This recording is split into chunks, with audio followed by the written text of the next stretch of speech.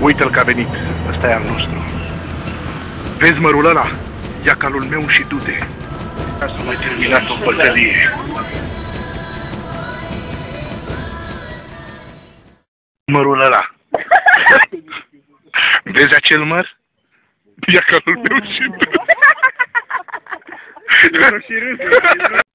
Vezi calul ăla? Vezi mărul ăla? Vezi mărul? Vezi mărul ăla? Ia calul meu și du-te!